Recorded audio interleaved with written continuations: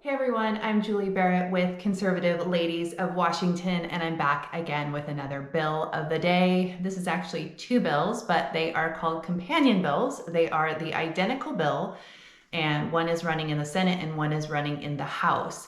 Both of these bills have hearings tomorrow morning, Friday, January 12th at 8 o'clock a.m. Now, this is a trick that I notice the legislature likes to employ often, and I call it whack-a-mole legislation. It's where they will schedule things to have hearings at about the same time or around the same time, or they'll just overload the public hearings with so much stuff that it's impossible for citizens to cover it. Like, how can you possibly be in two different chambers at the same time to testify on the same bill? Especially if you were testifying in person in Olympia, you can't possibly make that happen. So this is a way that they can kind of control how citizens are able to participate. And this is something that, it's Thursday, so it's only day 4 of the 2024 legislative session. And we're already seeing some interesting tactics by the lawmakers on both sides to limit citizen engagement or be very selective about which citizens get to engage in the process. And I'll have more on that in another video to tell you about what we're seeing and how we can get you involved to help with this. So without further ado, today we are talking about House Bill 2157 and Senate Bill 5982. Like I said, these are companion bills. The Senate version is being sponsored by Democrats. The House version is being sponsored by a Republican. We don't know what's going on right now with Republicans. There's kind of this, seems to be this thought in Washington where if a Republican sponsors a bill and you are on the right, you're a conservative, you're supposed to support that bill. But we don't do that. We support good policy that's good for the citizens. We don't support policy just because of what party the sponsor comes from. So we oppose this bill, which is to change the definition of the word vaccine. So I'm going to read you a little bit from the bill and let you know what they're changing, and then we're going to talk about it a little bit. So the current definition of vaccine includes a preparation of killed or attenuated living microorganisms, a fraction thereof that upon administration stimulates immunity that protects against disease. So the bill strikes all of that, and instead it says vaccine means an immunization approved by the Federal Food and Drug Administration as safe and effective and recommended by the Advisory Committee on Immunization Practices of the Centers for Disease Control and Prevention for administration to children under the age of 19 years. We know that a lot of citizens are on hyper alert with the word vaccine, especially after the COVID mRNA injections in Washington state were mandated for state employees, were mandated by a lot of businesses and schools and things like that. People have a heightened sense of alert about that, and rightfully so. We saw in King County, they had a vaccine passport for a while where you had to show your papers to be able to go eat at a restaurant, go to a sporting event, things like that. They finally dropped that after the emergency had passed.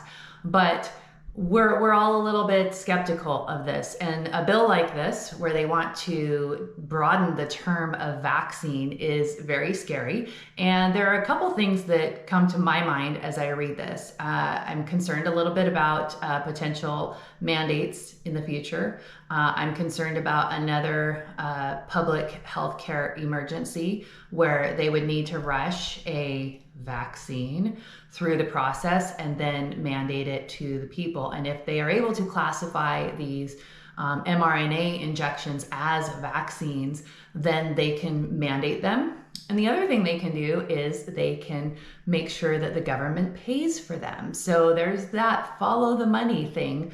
Once again, there's no real oversight, as we've seen with the COVID vaccines. We know that there are a lot of risks and side effects that the government doesn't want to talk about.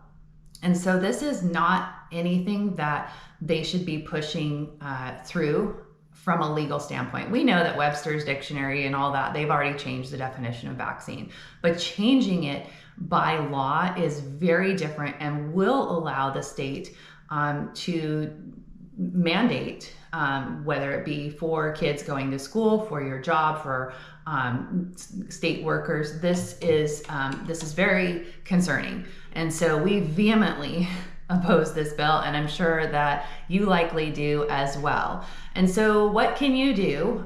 You can sign up to testify on one of these bills. I'm going to have links to both of them in the description. You can sign in opposed to this bill. It takes 30 seconds. That's our 30-second call to action. I've got links for that. Please click both of them so that you sign in for both of these different bills, the Senate bill and the House bill. I would say that one of these two bills is going to move forward through the process. Usually the reason that they'll run two at the same time is because they want to have a greater success rate of one of the two bills passing. If they run both of them at the same time, it's likely to pass either chamber, and then it will go, so if it goes through the Senate, it will then go over to the House, and the House bill would then go over to the Senate.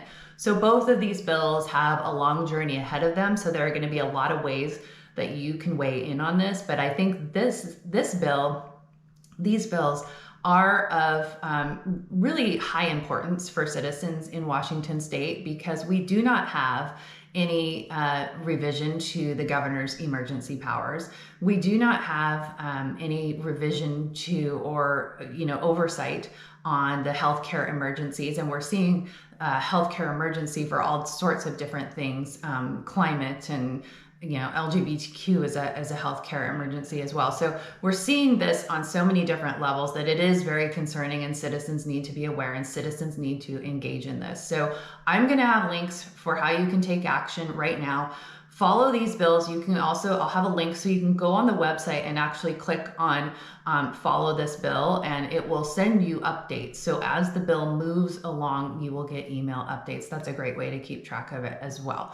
So we'll be in these committees tomorrow. We've got people testifying in both committees so that we've got it covered, but we always need more citizens to show up. So if you can do that, there's links for you to sign up below. That's tomorrow morning, Friday, January 12th at 8:00 a.m.